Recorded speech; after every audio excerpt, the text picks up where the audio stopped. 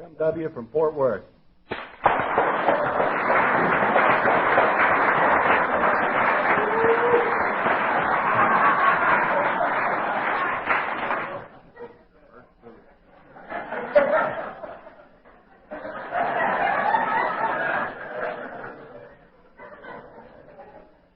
What he didn't say is what's going to get you. Well, it has to be that good, for God's sake. Could have made up something.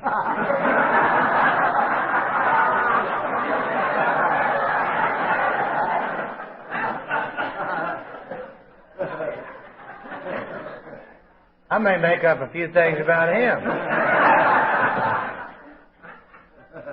I'm grateful I'm paranoid. They'll never know. I like to be paranoid. I wouldn't give it up for anything in the world. I wouldn't give up manic depressive either, but they catch that. Schizophrenic. Don't you? I wouldn't give anything in the world to be any other way than the way I am. Because there's no way they're going to catch us.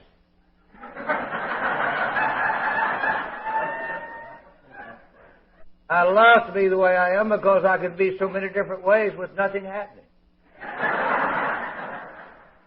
I wonder what happened to him. Nothing.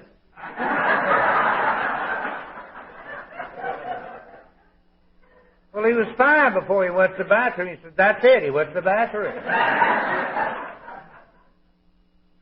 Tell him to figure us out, for God's sake. I even pay him money to tell me things I already know and disagree with them. I'd like to thank Bill McKay. Called him McGee for a while, and he didn't seem to like that, so I changed it to McKay. Bill, I do appreciate you having me. Sorry you couldn't adjust the weather in the bed, but I know now you had all these Catholics down there.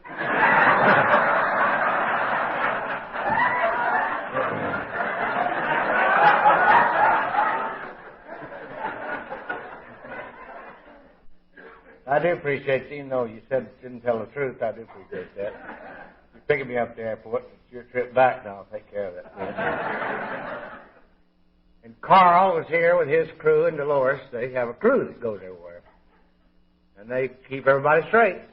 And he got a hold of me, and I don't know why, because he heard I was getting a divorce. And one girl came up and she was pickled. She said, God, it was good to see you, and never saw her again. I've got one, though. I don't know if I'm going to tell you about it or not. Last time I told it, they ruined it. Good to see Jim Hawkins and Nicky. Hadn't been with them a while. And old Carl's bunch. And then I've got me a new girlfriend, Elena from Lake Charles. Don't say anything about it because her mother and dad's here. So it's a secret deal we got going. You know what we did? I'll never tell you. Got him, haven't we, baby? Well, we really had everything Friday night. You know, we could have skipped the Catholics. Old Julian told us what to do. Don't do nothing. And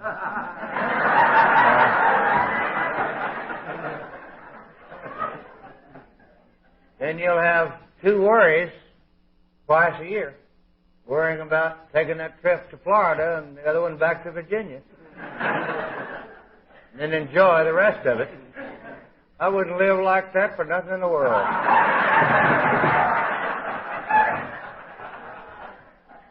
Can you imagine having a good day all day? Night too? Good to be with one of my sweethearts, Neva. I hadn't seen her in a long, long time. She helped break me in Houston. Did I say that right?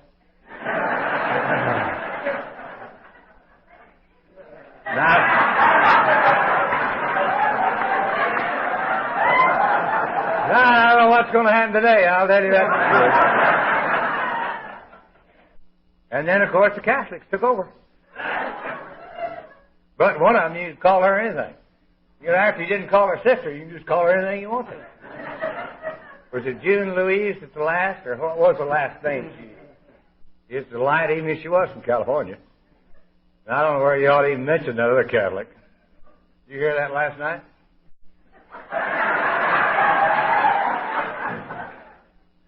I was really concerned. I went home and prayed because I figured, well, he's sent God to be his oral.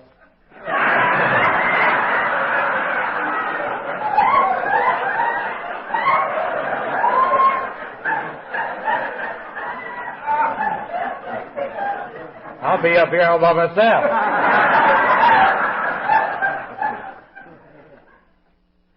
I don't know why he came. He's recovered.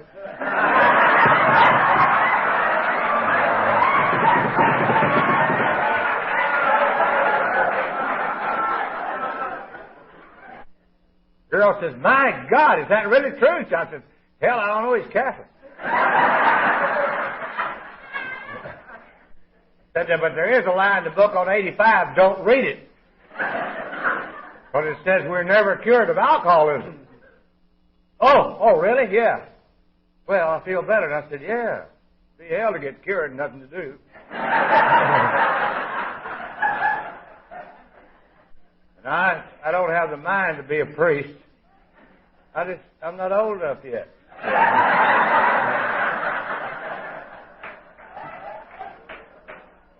But I'm working on it. Well, let's see. We better get started here. What time is it? Might as well screw it up. It's been a good conference up to now, but alcoholics always stay too long. We've never failed.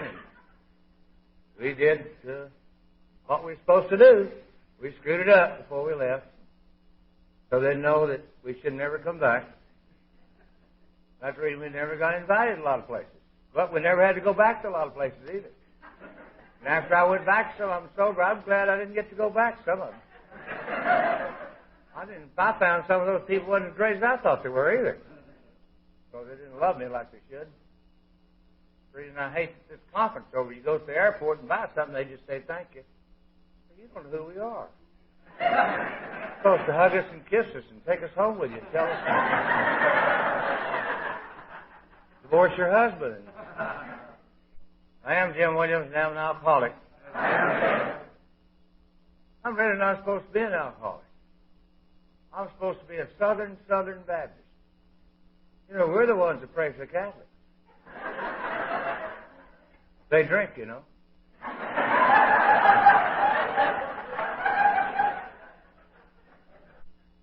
I was raised in Texas, we have dry counties where they don't believe in anything. They have a hard time having children. You have to get close to women, you know, and they don't like that. That's the reason they don't let you dance.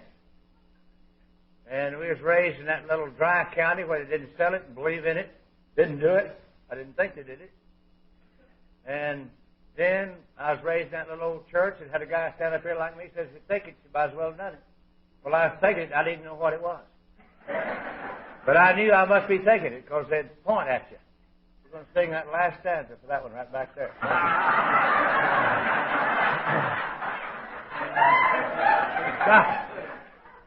Scare you a little to death. And they got you guilty for, you was even guilty going to the bathroom. And I got to be about 13, which will happen to you if you do what I was doing one day at a time. And after school one afternoon, I got with this girl and got those funny feelings. And I told them about it. They said, we've been meaning to talk to you. See, I need a hand. You know we've been praying for you. Oh, yeah. It's not like AA, you know. AA said, so old Floyd lay in the ditch last night. He lives. We'll get him.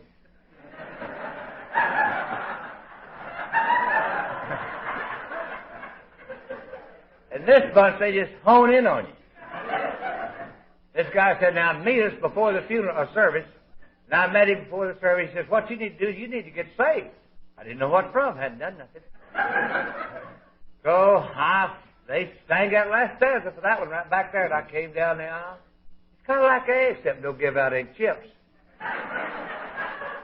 They hug you and kiss you and tell you how great you are. You know you're not, but I like it. They throw you in the tank. Handkerchief leaks. You choke a little, but you come out all right. Went to school next day and saw that girl. Came right back. I said, well, I guess we're going to have to do it again. It didn't take. They said, no, you just don't do it. Well, they didn't know. I didn't know how to don't do it. I didn't know how to don't do it. I didn't know if they could just say, don't do that. They didn't do it anymore. I said, how do you don't do it? Don't think about it. I said, I wonder why I didn't think about that. I thought, well, it's only 2 o'clock in the afternoon. I'll go ahead and think about it the rest of the day. Then when I get up tomorrow, I'll never think about it again. Got up the next day and thought about it more and never thought about it before. I had no idea that I'm the kind of guy when I start not to think about it or not to do something, I'm going to do it all the time. I used to try to wake up real quick before I thought about it. My folks would always say things, Jimmy would never want to do that. Yeah, I did too. Already done it once. Get ready to do it again. Jimmy wants to do that. No, I didn't either. Already knew. Everybody knew what I wanted to do. No, it wasn't it. What I wouldn't be caught dead doing is what I was already getting ready to do. Finally got out of high school. Had a hard time getting out of high school. I don't think I was so dumb. I was just busy. You know, a lot of people are not tied up like we are doing nothing. A lot of people get tied up doing things. We get tied up most of the time not doing anything. You know, this guy said, I spoke to you yesterday. He was just sitting in the car. I said, I was busy. He said, there wasn't anybody with you. I said, I was having a meeting. He says, but you were alone. I said, no, I wasn't. There's a bunch of us there. They don't understand depression. Civilians do not understand depression. They said, why didn't you get out of the chair? I said, I couldn't get out of the chair.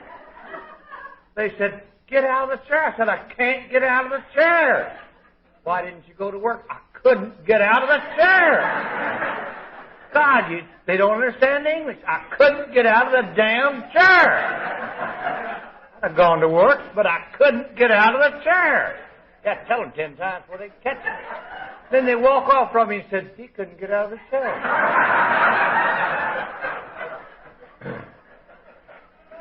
Went over there, 30 miles away was a town in Wildly Wicked, and this guy and I slipped over there one Saturday afternoon, opened the door of that honky-tonk. My God, there was that deacon that I'd known in that Baptist church with a cold beer in one hand and a warm girl in the other. And I said, my God, let's get out of here. He'll tell Jesus on us. And we didn't even get to do it. You know, if you get caught before you do it, you ought to just forget it. That guy said, well, he can't tell on us. I said, man, he's got a better shot with Jesus than I do. And also, he was happier than I'd ever seen him. I saw him on Sunday mornings, and I thought deacons were just sad. And I liked the girl he's with on Saturday night a lot better than one he's with on Sunday morning. We had 2 beers, didn't taste good, didn't feel good, and I was glad to get out of there. God, the next Sunday morning I wanted to go to church first. I said, maybe you get old enough, you don't have to go. There he was, sad like he always was. Now I know he wasn't sad. Hell, he's just tired. Then I had my first spiritual awakening. Maybe you can do it a little bit and just don't tell anybody.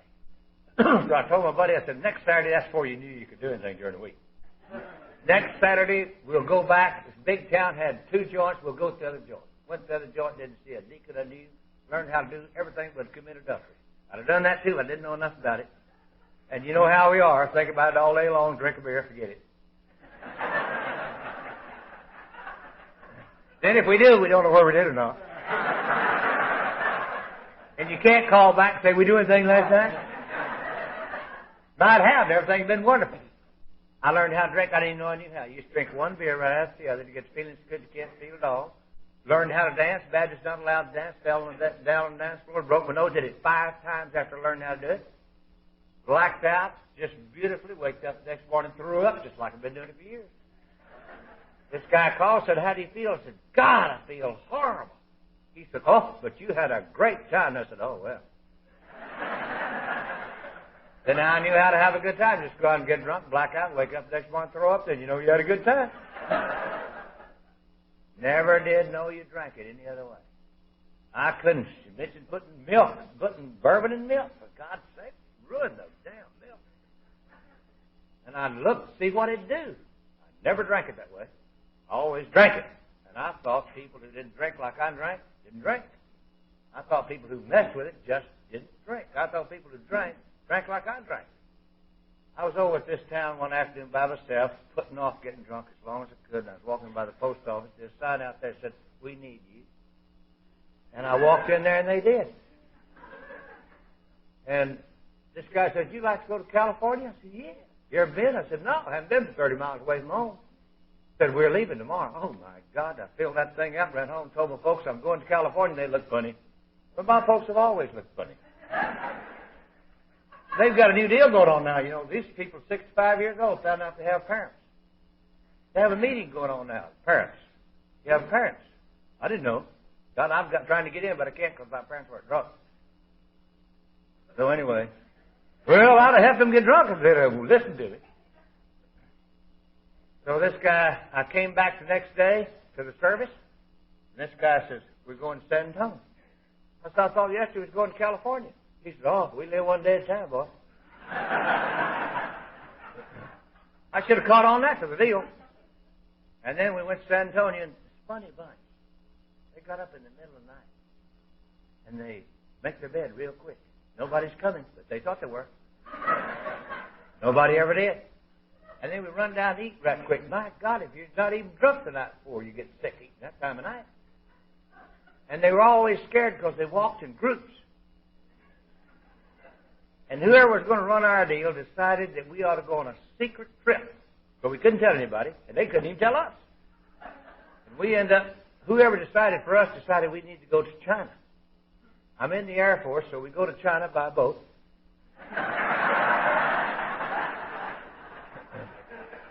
I think they flew the Navy over, the Marines ran the boat. There's a lot of Chinese over there. They have a few trees and a couple of hills and a few things, but they really don't have anything but Chinese. They mostly just have Chinese. They don't have any smog problem or anything. The only industry they've got is just making Chinese. They like it and they're good at it, and they just make Chinese. Well, they got a little rice, not enough, but they got lots of Chinese. They lose some, but they're making so many that, hell, it just doesn't make any difference. They've got a good industry going. They're not going to change it. Well, if you go there about 3 weeks, you've seen all the Chinese you'll ever need to see the rest of your life. And I told them I was ready to come home, and we stayed 2 years. Then we came back by boat. And my folks said, "Where are you going to school?" I said, "God, I'm not going to school. Couldn't get out of school and went to school. Hate school. Not going to school." If you don't have that piece of paper, you'll not even be able to apply for a job, let alone get one. You're going to have that piece of paper. I went to that school and I gutted myself through that college and straight through summer and all, and I didn't learn one single thing. I made sure that every course I took, I was going to pass it up front, and that it didn't benefit a human being whatsoever. You know what I like about you and I? We'll go to any length, even if it destroys us, just to be right. A lot of people won't do that. A lot of people just say, "Well, I could be wrong about that." Not you and I. Only time we'll ever make that statement is when we're damn sure we're right. Then we might say, "Well, I could be wrong about that."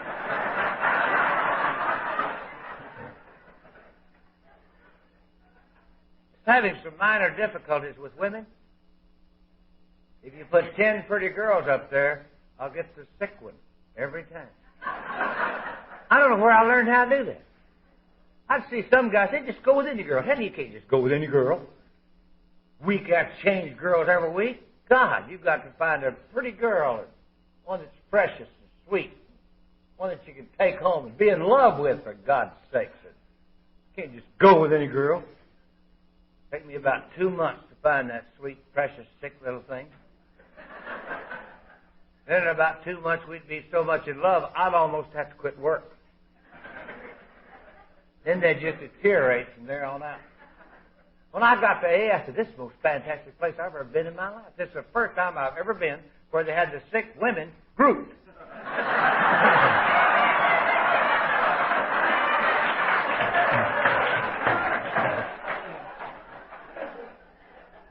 And I like both kinds. I like the ones that got sick doing it, and I like the ones that got sick watching him do it.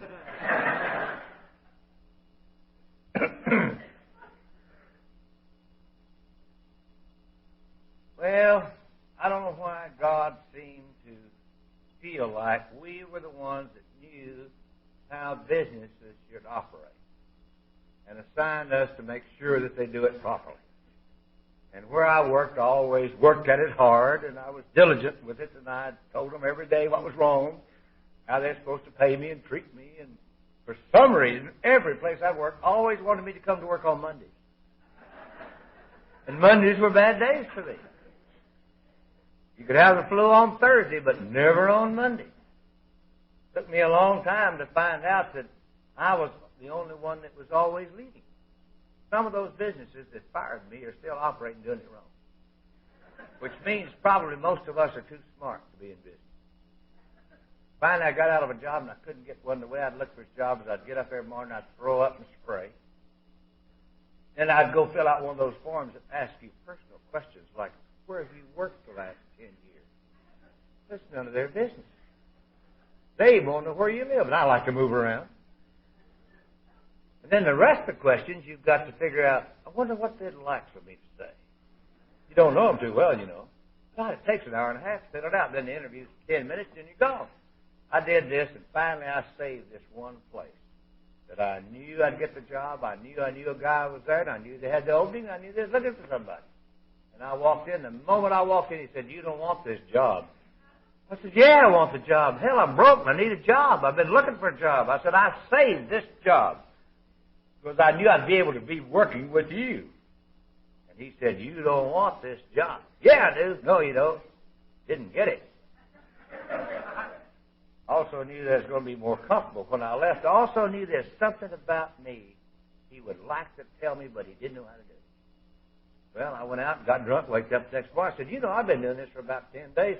I think I'll just take the day off. So I went out to the golf course and ate an old egg, an old piece of toast. Went around to my beer joint where my last spiritual advisor worked. And he said, my God, man, you look horrible this morning. I said, yeah, I think I'm coming down with something. He said, my God, the way you're shaking, drink this beer. I said, oh, I never drink before noon. That's 10:30 for Baptist. He said, God, man, drink the beer. I drank half of it and sprayed the golf course with it. I don't mind spraying if you don't lose your concentration. Start thinking about women or something, you know, and it gets your nose, burns. Then you've got to drink the rest of the day just to kill the pain. And I already knew how to meditate before I got here. It's when it's just me, God, and the commode. And you say, oh, God, and it's stringing. And you don't know where the end is. And you can't breathe to get it back.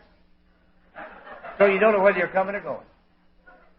You know, it's amazing. After you meditate that deeply, it's tiring. And when you lean over there, that bowl's always just as cool. I told that guy, I said, I think I better go home and lie down. I didn't get to use the vibrators in the motels for 2 years after I was sober because I could vibrate all by myself. And I love to run around with me. I love to have meetings with me. I was supposed to call on hospitals. And I'd get in that car every morning and I'd make that old drive. I said, God, I hate to go to that big old hospital. You have to get that kid. Can't find a parking place. When you do, you got to take that kid, go through the lobby and wind down through the basement, go to that purchasing agent, and you know him. Not going to buy anything anyway. See, you don't even have to park. Just drive right on by. Wait till 10:30, go to the beer joint, have another bad day. Yeah, I didn't buy anything again today. So I went home and I got in the living room and I had a meeting with me. And I decided that since I'd commit suicide, and those guys that didn't hire me would worry about it for the rest of their day. I was living in Houston then. I said, they'll see in the Houston Chronicle Jimmy Williams commit suicide and they'll never get over it.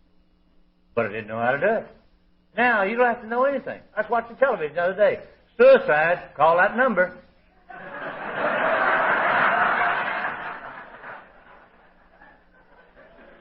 I said, now that I don't need them, they've probably got pamphlets on it. Had a group one down south there, you know, old Jones had a group suicide after I didn't need it. And I didn't like guns because I don't like noise of the morning. And besides, there's splatter all over everything. Razor blades. This was even before overdose. Overdose, you're just going to remember the pump. We believe, the old boys here believe in the sound and mind and body when you commit suicide. Razor blades were popular then, but they didn't tell you how to do it. Cut his wrist with a razor blade. Didn't say what kind of razor blade. Didn't say where you cut it, left wrist, right wrist, where you do it. Slice it, or couldn't do anything. Just cut his wrist with a razor blade. I knew you couldn't do it in the living room. You get blood all over the carpet. I'm always thinking of others.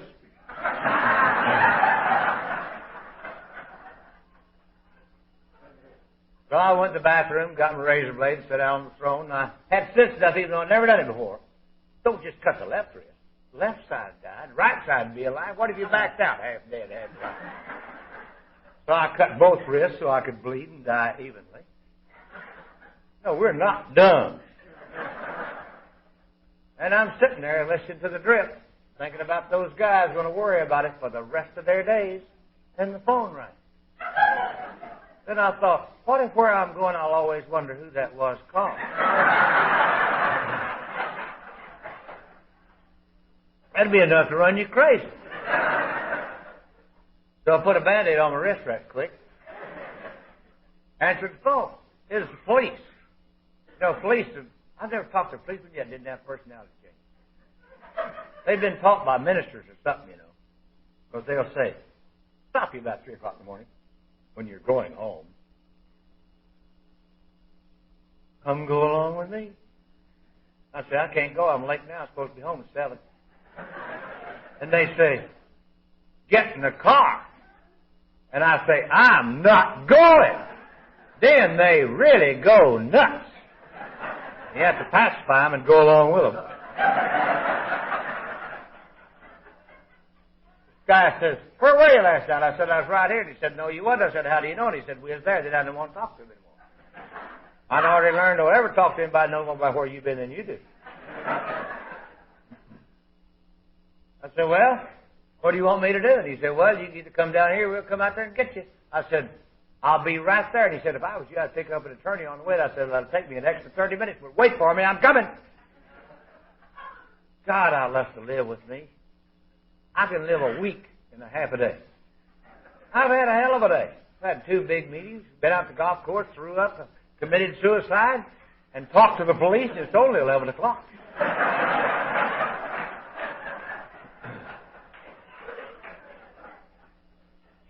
Well, during the course of the meeting, we decided that we'd been in Houston long enough. And that I didn't like either one of those options. I didn't want to stay there. I didn't want to go down there. So I thought, well, why don't we just leave? I thought it was a good idea. Well, we did. We just piled a quilt and blanket, and I didn't have a lot of furniture. Just room in there for me, and had one piece of furniture, a lamp, and I put it on top. I guess I was going to carry the light if I could find the plug. Got me a pint of whiskey and mailed the keys to folks who owned the place, and took out of Houston and had $36, which then was plenty to start a new career. Waked up the next morning about 200 miles away in a little old town named Brownwood and had $7. So I wonder how my folks are getting along.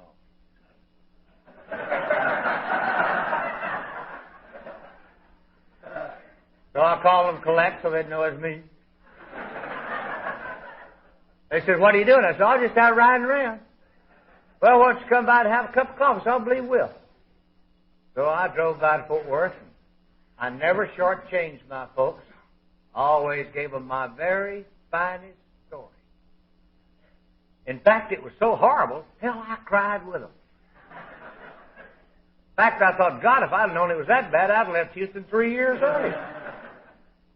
Old John says, well, Jimmy's honest. Let him have 100. Oh. With 107, you can almost go into business.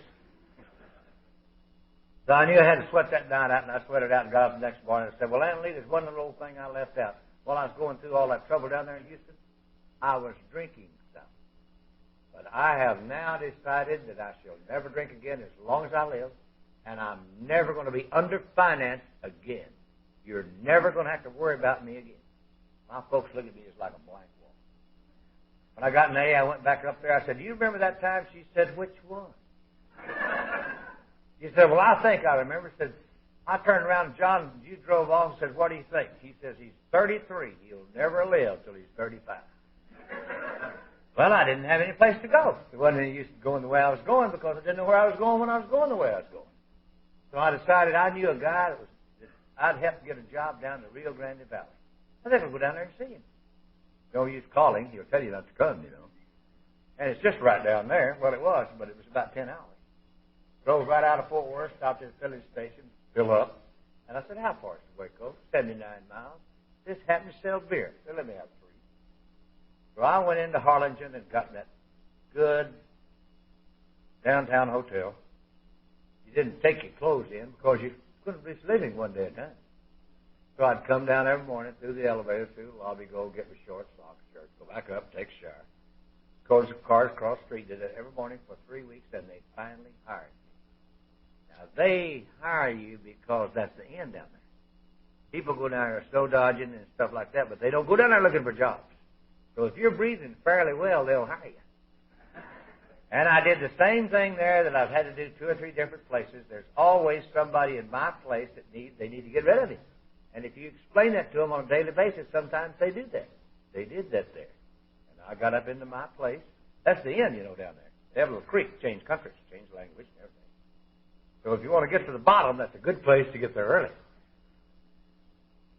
And so for some reason, when I'd get a job, I could just get drunk and not drunk, and I'd work 7 days a week till I could get up into my place. And then when I'm in my place, I settle down, I'm okay. And it so happened that I was too tired one afternoon to go get drunk, and I had to go rest a minute. And when I did, I had a knock on the door, and it was the manager. And he said, you know, you've been here almost 8 months. We need to get better acquainted. And I said, yeah.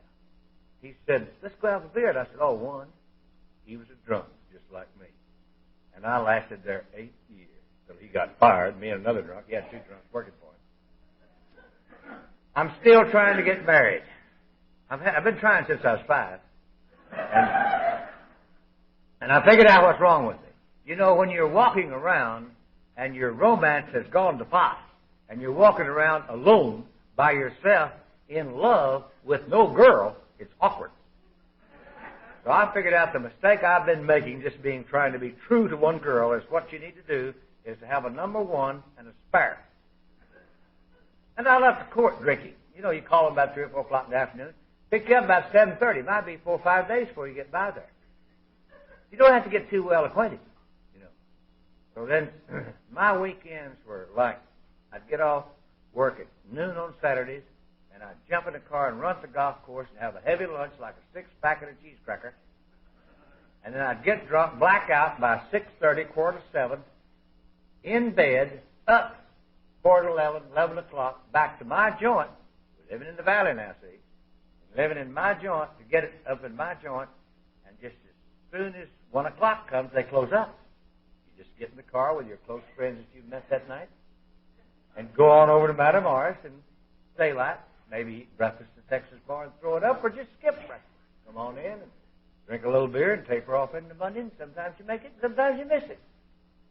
But this particular Friday, I was off Saturday, traded off with a guy. And I'm up at 11 o'clock at number 1's house. And for some reason, I'd never mentioned number 2. And you know, sometimes we're just too honest. And I just mentioned that I thought I might drive by to see her on the way, and she hadn't heard about her. And I just neglected, I guess, to tell her. And so I said, but I got to go to the bathroom first, and she followed me in there. Well, that's the wrong place to have a meeting. That's the reason. Now, you notice they're putting carpet in there? Because they're having meetings in bathrooms, and the surfaces in bathrooms are very, very hard. If you have meetings, you ought to have them out in the living room where you got carpet and couches, or a bedroom where you got beds and carpet. Don't have it in the damn bathroom. Bathtubs are hard. Commodes are hard. Lavatories are, everything in there is hard. I don't remember what happened. I'm living in a beautiful place, an old faded green trailer behind a motel in an alley. I had the rock yards a long time before we started putting them in. I'd see those old weeds coming up there, and I said, you'll never make it. And I'm laying there asleep in my own bed like I'm supposed to be, and something goes, God! Jumps out. I've already learned how to wake up in total fright in my own bed. And I jumped by there and looked down. I still had my clothes on. I said, God, I bet I'm going somewhere early this morning. Looked down, had some blood on that old white shirt. Blood makes me sick, you know. And my God, my head. God, I had knocked. Oh, my God, that little blood. Oh, my God, I've had a car wreck. I wrecked my car. I have wrecked my car. That's the police. I wrecked my car. Beating on the door. And I opened the door, and there stands that 6'4", 240-pound Baptist preacher saying, "Come go along with me." And I said, "Preacher, I know I look like I'm ready, but wherever the meeting is, I'm not ready. I can't go. I just cannot go. I cannot make it. I know I look like I'm dressed for it, but I'm not dressed for it. I cannot go." He said, "Get in the car." I said, God, I got in the car, and I'm in total fright. And I said, "Preacher, I'm going to have a beer. I can't breathe. I cannot breathe. I'm going to have a beer. There'll be no drinking before the meeting." God, I can't make it. I said, "I'm not going to make it. I will not make it, preacher. I will not make it." We drove up in front of her house, and I'm still not making it. And I assume the meeting's going to be there. My head's killing me. My God, it's got 4 or 5 knocks on it. Got a little blood. I'm getting sick. And I opened the door. She did look like she might have fallen in a bush or something. And I went in there and looked in that mirror, and I'm going to tell you something. She won. I'll probably never know exactly what happened, but the only thing that I know happened, probably, I lost my equilibrium, fell in that bathtub, and she stepped on me. 2 weeks later, we got married. We got married at the Baptist church, so it'll work. We got married at 10 o'clock in the morning before I started drinking at 10:30, so we wouldn't have any drinking before the funeral ceremony. I told her that since she had been married before and I was pure, that there was no need in our inviting a lot of people, but she could invite 2 or 3 of her close friends. And I'm off again on the weekend, and I'm up at 11 o'clock, blacking out. So I start calling my people till 3 in the morning. My beer distributor friend came out of that church and met me. He said, "I'm going to tell you something. You called me at 2:45 this morning. I'm going to tell you something. We're not here to see y'all get married. We're here because we don't believe it. And the longest bet on your marriage is 3 weeks." But I showed them. I hung it in there for 8 years. But my life changed. I had no idea how nice it was to get up and throw up in peace. I was always going to quit smoking because it made me gag in the morning. So I'd grab those cigarettes and that coffee and go in that bathroom door, and she's telling me what I am through that door. I've got to get upset, go make the living, go out and get drunk, come home and tell her what she was. We did that one day at a time. I went back to that preacher and I said, "Preacher, this thing is not working." He said, "You know what's wrong with you? You're missing the beauty of life." I said, "Yeah." He said, "You know the fruit trees were in bloom?" I said, "No." He said, "What you need to do is go get your wife and drive up the valley. Smell the aroma. Look at the blossoms." I said, "Yeah." Jumped in the car, went home, opened the door, and said, "Get in the car!"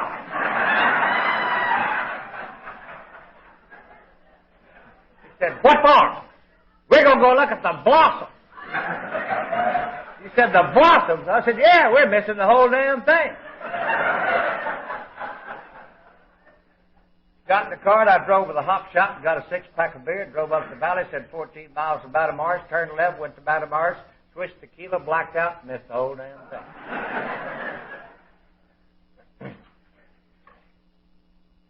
Lost that job. Went crazy for about 2 months, and finally a guy I'd been drunk with any time hired me, who was manager of a drug company. Took him 6 weeks to ship me to Fort Stockton, Texas. That's west Texas. He said he sent me out there to run the drug business. He sent me out there because nobody else would go. And if you haven't been to Fort Stockton, there's 536 people live there. 36 of them will make it a living. I joined the 500. Got little trees out there about that high. You can see California on a clear day. I'm supposed to stand in the drugstore and write areomycin and all that stuff. You can't even spell it, let alone write it when you're moving. And I couldn't keep it moving. And that pharmacist looked at me and he says, "My God, man, you look like you're going to fly apart." I said, "Any minute." And And he said, well, take some of these. This was before Valium. I understand Valium, both eyes cross and you walk straight. This was just Librium, which was nothing, a little two-tone green and black, two-tone green stuff. Nothing, still no bitty thing. I took 2 of them, nothing happened. I waited 15, 20 seconds. So I took 3 more. And my knee just went, huh. I said, God, I know how to weave. Now I've got to learn a new stance.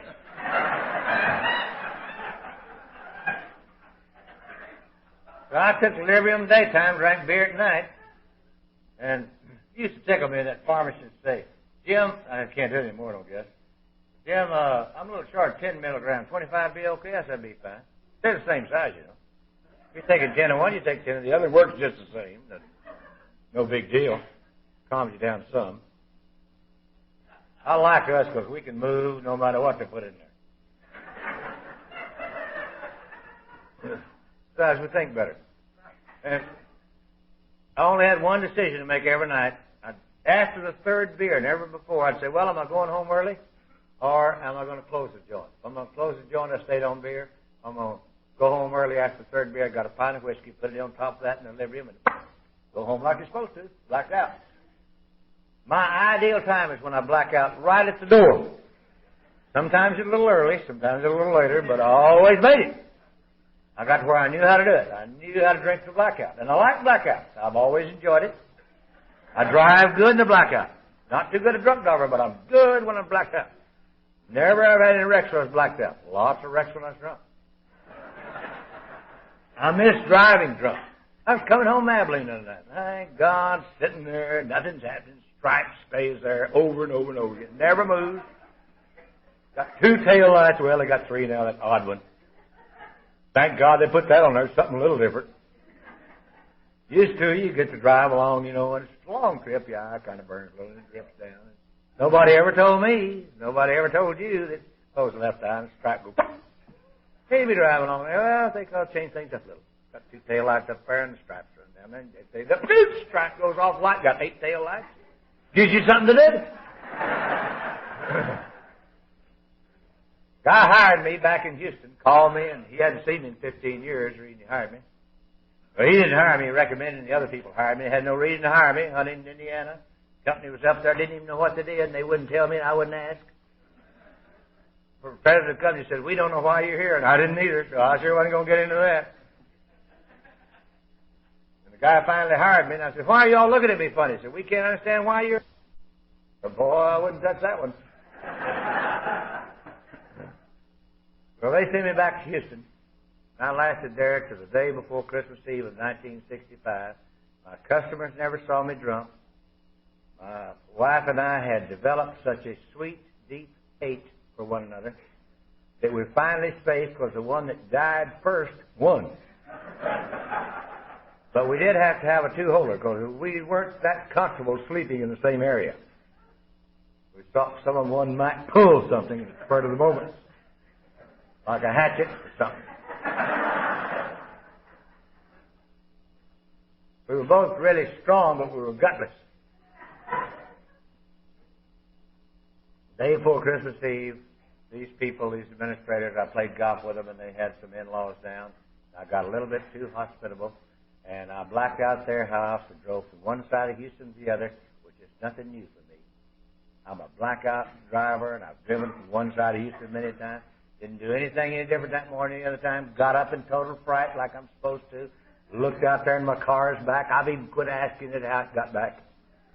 Walk around it, no new dents, no new nothing, and call back like I always did.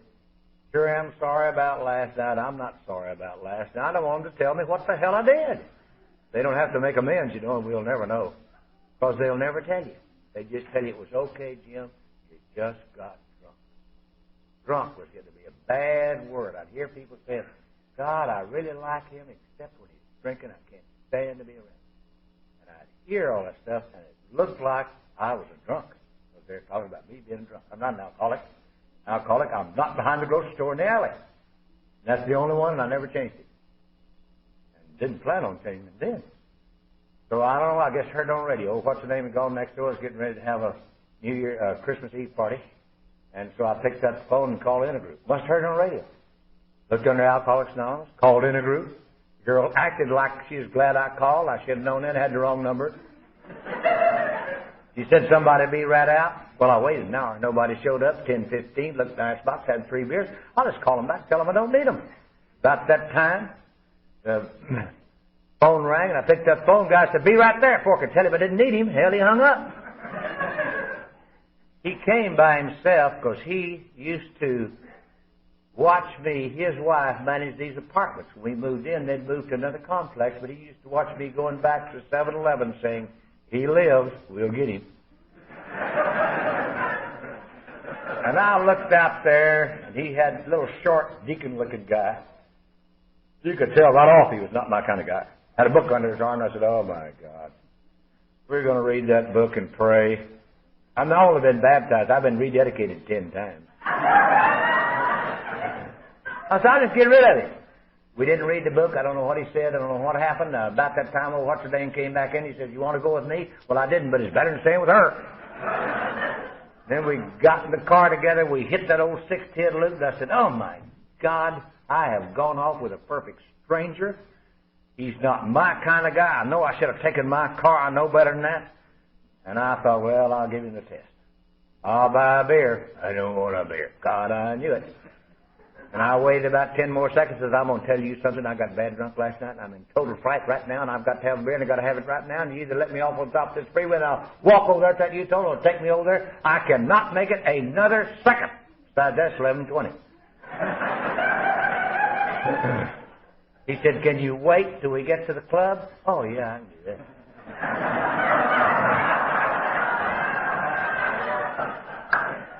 I can handle total fright if I've got the lights. So the lights out when I can't handle the fright. Drove kind of a bad neighborhood. I said, God, drove up from an old rickety-looking house. I said, hell, is this it? He said, yeah. I thought, well, when I get some money, I'll help these folks. We went in there, and there's a bunch of deacons sitting over there talking about women in the stock market, and I found out later on they didn't know anything about either one. And the old bar was back there. It had an old piece of linoleum, and it had holes in it. And the bartender looked a hell of a lot better than I did. And program attraction, you know. And he said, mix him up a little milk and honey. I said, my God, what do you put in it? I never drank anything like that in my life. He said, well, you see, you're nervous. I said, hell, that's what I've been trying to tell you. And he said, and besides all that, you're used to sugar in your system from alcohol. And the honey has already been digested. I said, indigestion is not my problem. Hell, if you throw up right, you don't have indigestion. I drank half of it, and it curdled, came right back up. He said, don't worry about it. We have plenty.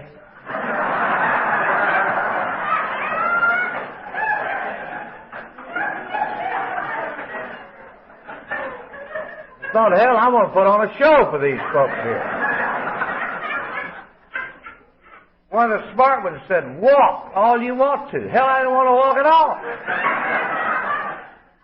They just sat there, got an animal in here today and watch you walking back and forth.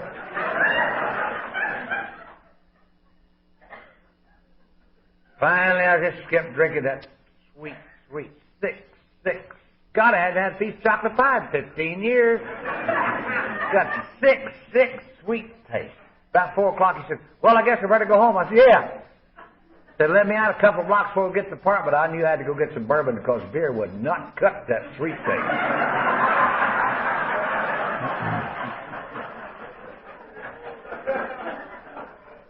He said, don't drink anything. I'm going to pick you up in an hour and a half. I said, what for? He said, we're going to a meeting. I said, where? Right back where we came from. I said, my God, we was there all day. Well, let me out the apartment. I walk. Here he comes, and back over there we go. It's kind of a funny bunch. There's a few of them kind of hugging and kissing and kind of glad they was there. The rest of them, they didn't look like this too damn happy about it either. Said a little old funny prayer. Some girl got up and talked 2 or 3 hours. They just laughed. Wasn't a damn thing funny. And then some guy got up and talked 3 or 4 hours. They said it was just an hour deal, but I don't think it was. And they'd laugh, and I said, this is a sick bunch of people. These people are in bad shape. I need to keep my mouth shut and get away from them as soon as possible. Then they got up and held hands and said the Lord's Prayer. My God, the Holy Spirit moved in there. Every one of them started talking at the same time. Nobody's listening. I said, I wonder how he did that. They didn't sing any songs, come to the altar, lay any hands, just boom, there it is. I'm going to keep my eyes open tomorrow night and see what he did. Then me and this deacon is standing back there by ourselves. Then I saw the deal. Men and women getting together, holding hands, running up there and jumping those cars. I said, after you hear a little while, they get to go have a little drink, go to those apartments, talk about this damn thing. We went night after night after night. Nobody invited us anywhere. One night it doesn't rain in Houston, it just falls out. And it was raining. This guy called and said, pick you up in 30 minutes. I said, it's raining. Did you ever go get a drink? What's raining? I'll be ready. Then one night, what's the name, had gone back to the valley to see if we had any friends left. So I pulled down all the shades, turned down all the lights, locked the door, had nothing on but the TV set, that old phone, just ring, ring, ring, ring, let it ring. Next morning he called and said, where were you last night? I said, I was right here watching television and enjoyed every damn minute of it, and I may do it again tonight, brother. He said, well, you missed it. I said, what did I miss? He said, I don't know. I said, wasn't you there? He said, yeah, but I only heard what I was supposed to hear. We'll never know what it was you were supposed to hear.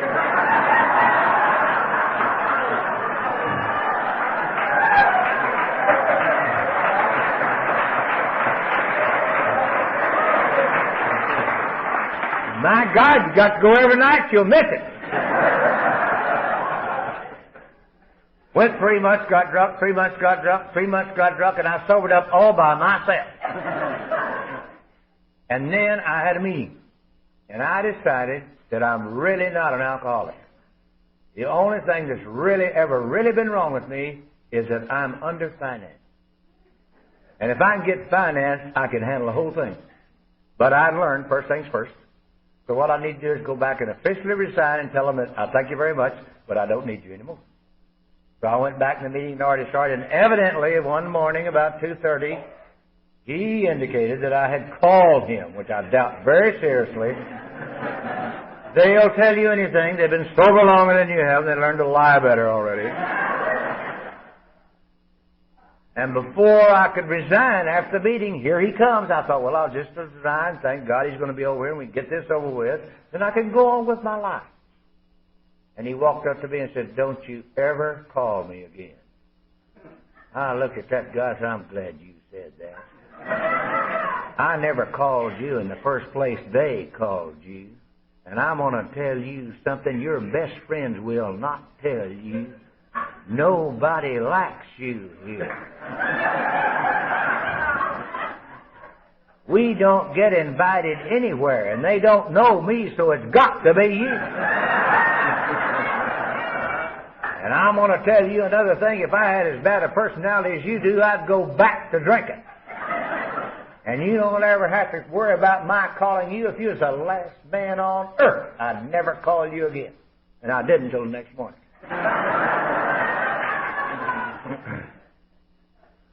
And he said, meet me at the club. I walked in the club and he said, get your coffee and sit down. They talk to you like a dog here, you know. He said, I'm going to tell you something about Alcoholics Anonymous, Al-Anon, Al-Teen, Al-Tot, and Al-Dog. There's absolutely no failure here. Will not, cannot, never has, never will, impossible to fail, cannot fail. No failure has ever occurred in Alcoholics Anonymous.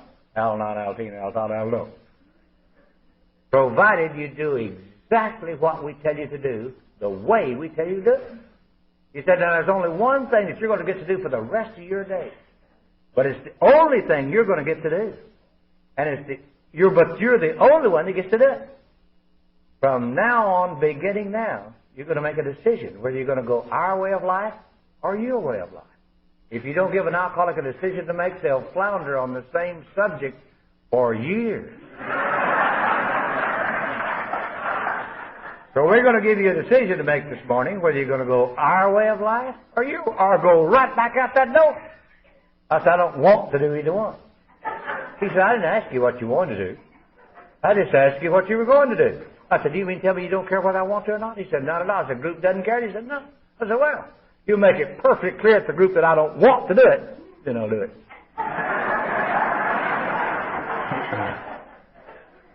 He said, well, first of all, we got to get some things straight. It's your thinking that's wrong. I said, how much of my thinking's wrong? We always start with all of it. And if there's any good, we'll let you know. I said, you put a sign up there on the wall that says, think, think, think. He said, that's for us.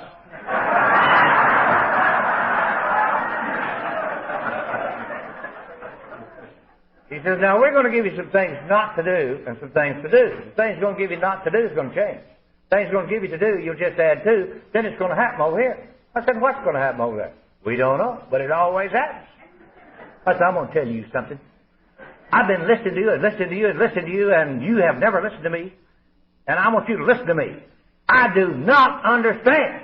He said, and that's it, and don't you ever forget it.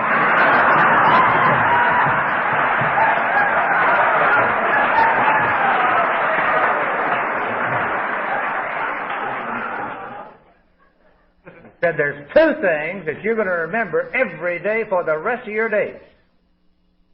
As long as you do not understand, you'll have understanding. And when you quit trying to understand, then you'll enjoy it. And the other thing is, no matter what your situation is, it's never the situation, it's never them, it's never her, it's never God, it's you that must become different. You must become different than you have ever been before. I said, how do I do that? He said, oh, you can't. I said, what the hell you tell me for then? He said, that's what's going to happen to you. He said, now I'm going to give you the kicker. This is the very one thing that got you here. But it's also the very one thing that if it does not change, will be the very one thing that's going to keep you from getting all the things that God has for His children. As long as you know that you know, you'll never know. But when you begin to do what we tell you not to do and to do, and begin to know you don't know, then you'll begin to know. I said, hell, you're crazy. He said, I know.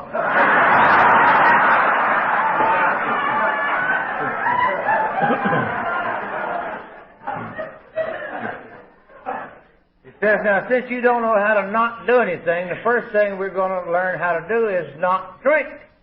You know that card that I gave you? That's my number.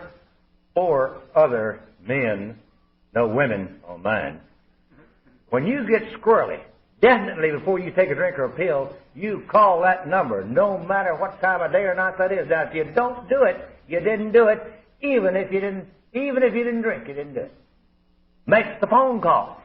That's the way we're going to learn how to not do something. This is what we're going to do every day. When you get up in the morning, I want you to get out on your knees, first thing, and say these words and these words only. God, take me today and let Thy will only be done in my life. Help me to be exactly what You want me to be on this day. And help me to just not take a drink of anything alcoholic or a mind-changing drug. Amen.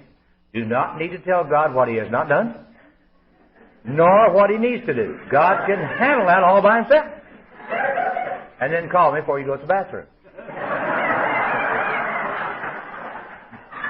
I said, why before I go to the bathroom? You may not need to go.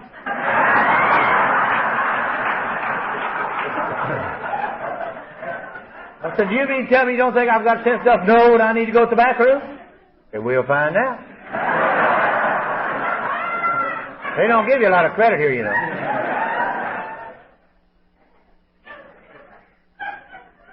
Got out on my knees, and I said that before I got out on my knees, I said, God, You and I know He don't know. Hell, he's a Presbyterian. But But we're going to do everything just exactly like he says, so when we get enough of that thing this time, we're going to tell him to take this deal and shove it. Got down on my knees, and I said that prayer, made sure I need to go to the bathroom, picked up the phone, didn't even ask where I need to go, and I said, go to the bathroom, meet me at your club. I made the club, and he said, go to work. I said, I hate my job. He said, what's that got to do with it? I said, well, I hated it so much yesterday, I couldn't get out of the house. I had to sit in the chair, and he said, how long, till noon? I said, yeah, then I went to the club. He said, you don't know how to go to work. I said, how? He said, go get in the car. If you'll write that down, you'll catch it. And then he said, later on, you're probably going to do this several times a day, but just to begin with, besides that prayer that morning, when you get in the car every morning, you invite God in today. I said, how do you do that? He says, you say, God, I invite you in today. Oh, Put that on the same card. If you don't lose the card, we can go home. And then I had to go to work, and then come back and meet him at the club, and you walk in there, and you said, sit down with us, get your coffee. I know to get the damn coffee. They got to say it out loud so everybody knows you don't know nothing. Don't say anything. Listen to us, the kings, are talking. When you're almost comfortable, he said, now go home and eat supper and come back. I know to go home and eat supper and come back to the meeting, but they've got to tell you out loud because you haven't got sense enough to go to the car. Then you come back, and after the meeting, he said, now go home and thank God for the day. I said, I did not thank God for the day. It's been a miserable damn day. And I hate you, and I hate AA, and I hate God, and I hate her, and I hate my job, and I'm not going to be a hypocrite. He said, do you feel like when you pray to God that you don't mean it and you're not sincere? I said, that's right. Now, I'm not going to be a hypocrite like I know hypocrites. He says that has absolutely nothing to do with it. It's only the action you're taking you don't know you're taking. It's going to cause the things to happen. It's going to happen that you think needs to happen will never need to happen. Because once you take this action, you don't know you're taking it. The things that are going to happen, the things that you've been worrying about and wanting to happen will probably never need to happen. Well, certainly understood that.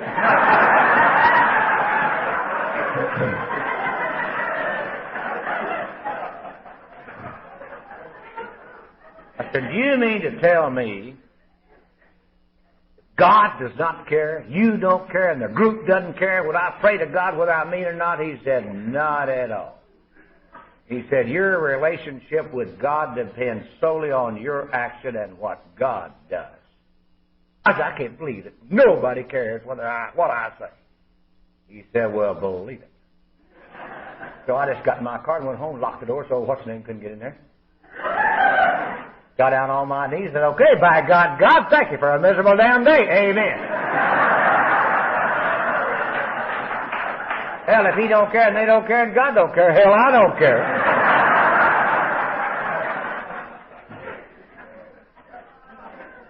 Did that for about 2 months.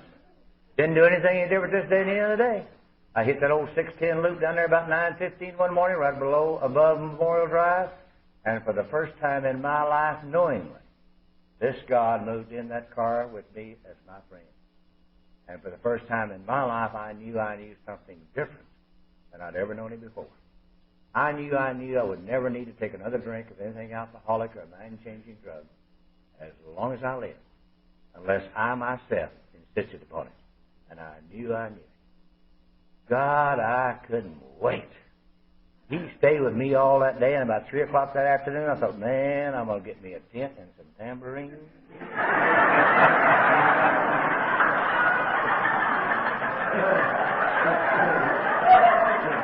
I was going to skip school.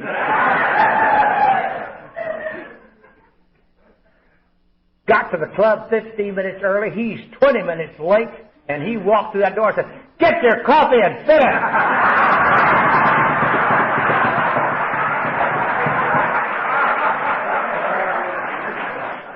The Baptist is taking over. I was even thinking I might let him go and help with the tent. Now, they don't like it coming back. But he took it, and he got his coffee and sat down.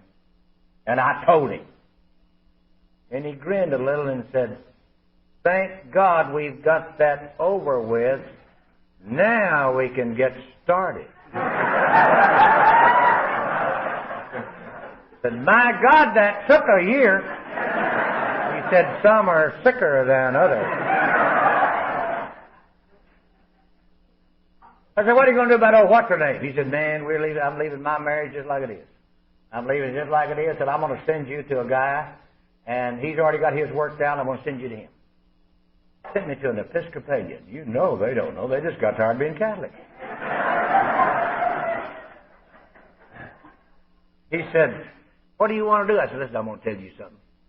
They've had me on. You know that I have not been sleeping with my wife, and I've been praying for someone too, and they won't.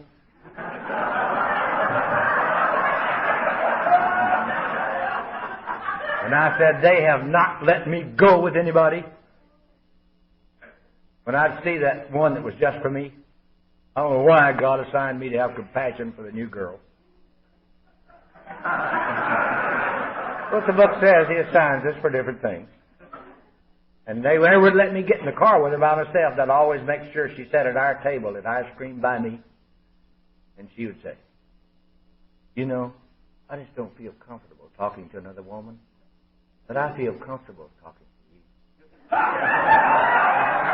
And I'd say, I'll help you, baby.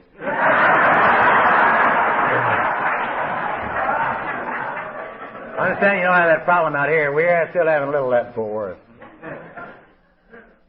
This guy said, what do you want? I said, I'm going to tell you something about this program. It's not working. He said, what do you mean it's not working? I said, well, it's just not working. He said, how long have you been in? I said, well, almost 21 months. He said, I've done my 4-step and step and nothing is working. He said, how long has it been since you had a drink? I said, 21 months. Well, it's a shame it's not working.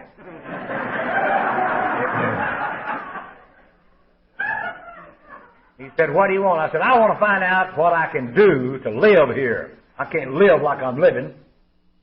He said, do you remember when you came to Alcoholics Anonymous? And how that period was when you didn't fit in here and you didn't fit back out there? And it was lonesome? I said, yeah. He said, if you're willing to go through every area of your life and go through that lonesome period when it feels like it's just you going through it, I'll not only guarantee your relationship with women, I'll guarantee your relationship with your fellow man that you could not have believed. And I'll give you a bonus on top of that. I'll guarantee your relationship with Almighty God that you could never have imagined. I said, I don't believe that. He said, isn't that fantastic? I said, what do you mean? You don't need to. It's only the action you... I said, I've already heard about that. He said, are you still married? I said, not really. But we're living in a two-polar place and we meet in the middle. He said, well, you don't know how to live in them with people or with a person, so you've got to learn how. So we'll practice on her. You're never going to tell her what's wrong with her ever again. I said, who's going to tell her?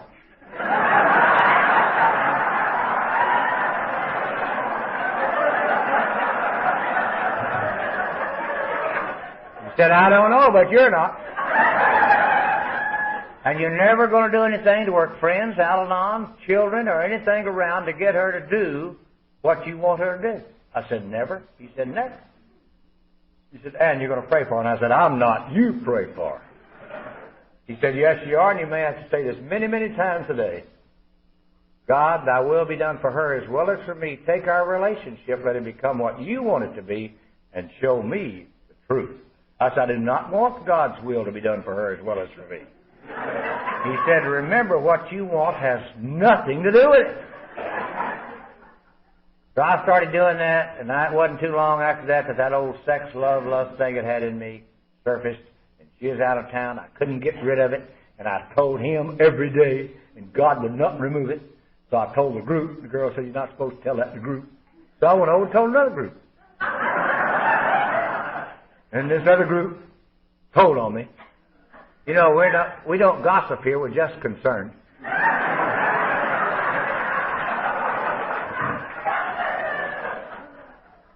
And I told him, I said, she needs to go to Al-Anon. He says, my wife will take care of that. Al-Anons, I want you to know that I love you dearly. And if there's ever anything you need, day or night, that I can help you with, you call me.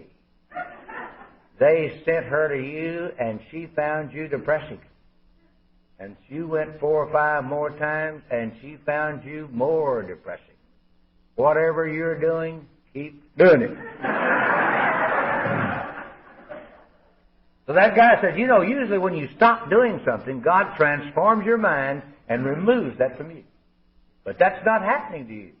Oh, what's her name's out of town? You go home and get in that apartment, and don't you come out of there till that thing's removed. Don't you call me, call it. Don't you tell another soul or talk to them. See, they're nuts here. They tell you to call them every morning. Now they tell you don't call them.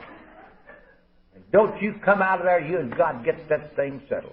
I went there and prayed and cried and went through it about 11, 12 o'clock that night. I went to sleep, and the next day I wasn't there. God, for the first time in my life, that thing was gone. And this is smart, I wouldn't even tell it. So after the fourth meeting, I walked up to her, I said, well, I guess I might as well tell you this all we knew it the first night. I said, why didn't you tell me? He said, because you need to know that you're going to always be the last to know. I said, why is that? He said, we don't know.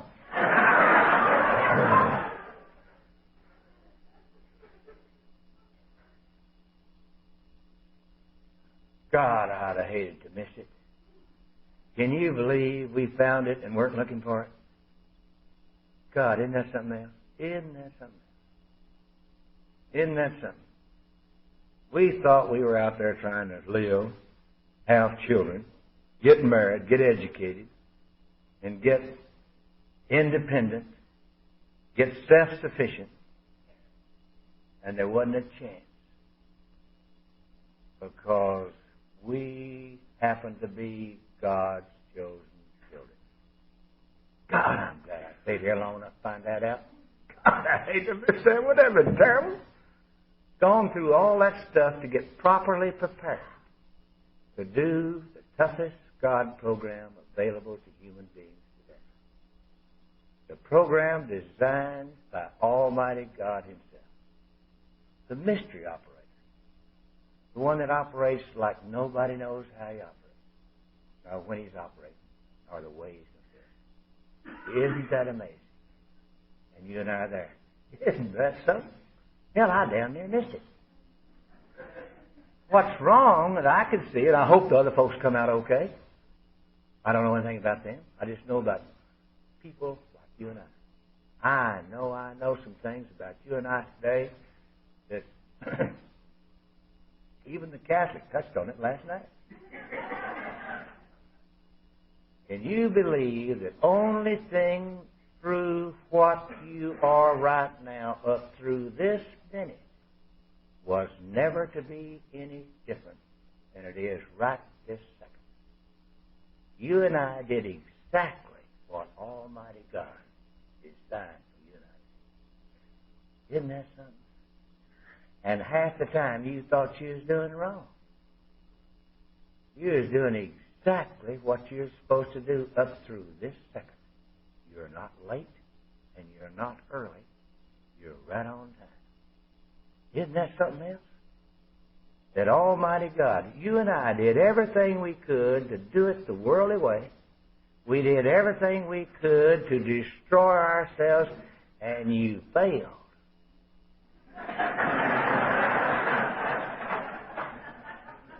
Because you were supposed to.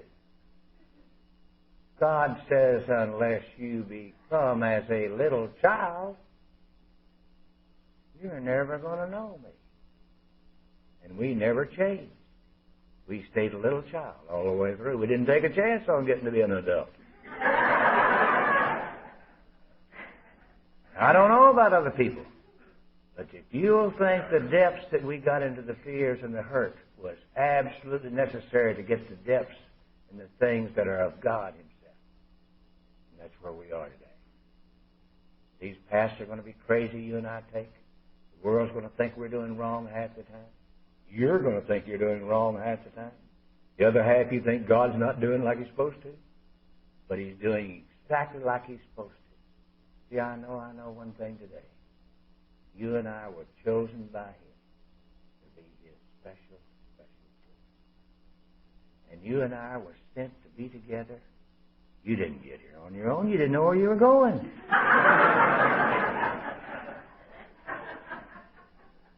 Can you imagine? I had to get up, run up there and get drunk and have a car wreck Tuesday, or I'd be late. Certainly I had to do that.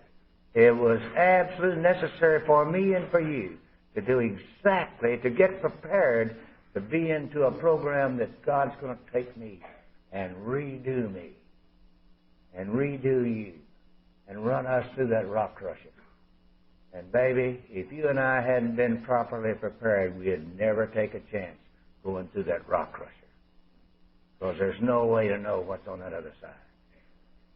When I get on the other side, I'm glad I went through it, but never while I'm going through it. But that's our place. And we had to be prepared by God Himself to get here. Nobody could do that for us. Nobody knew where we were going. And since I didn't know where I was going, it's none of my business where I'm going after I get here.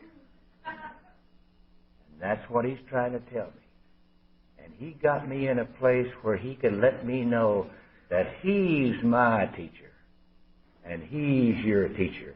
And there is no other teacher for you and I.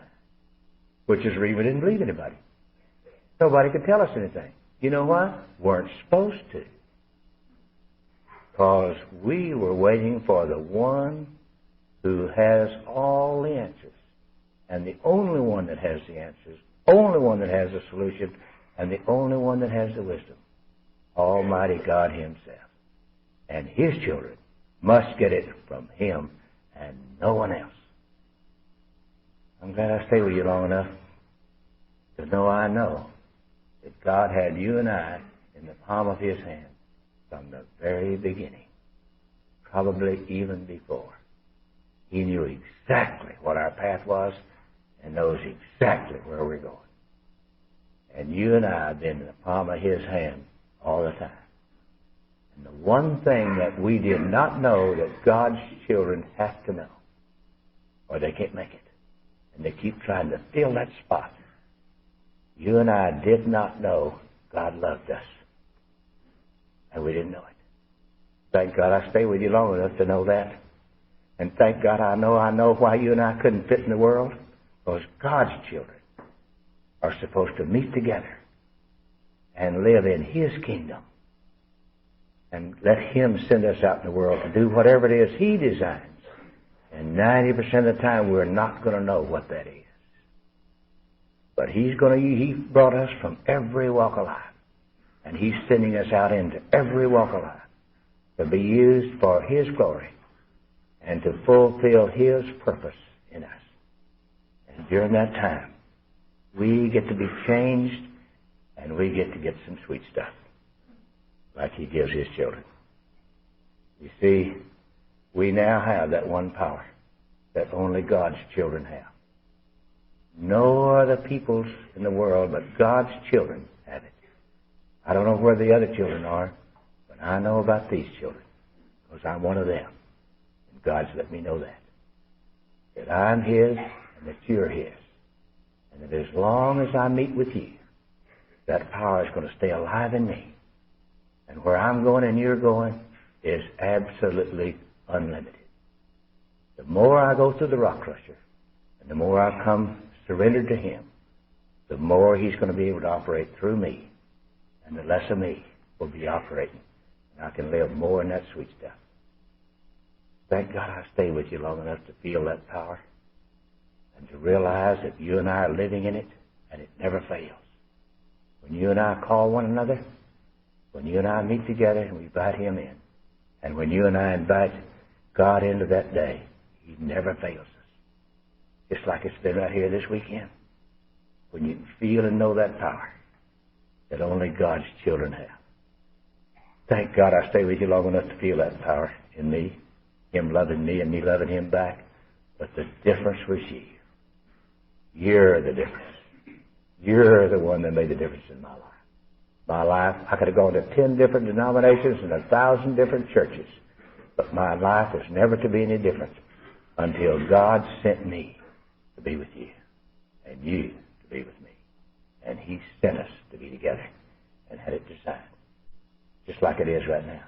We can feel that power that never fails. And I can feel you loving me and me loving you. Thank you very much.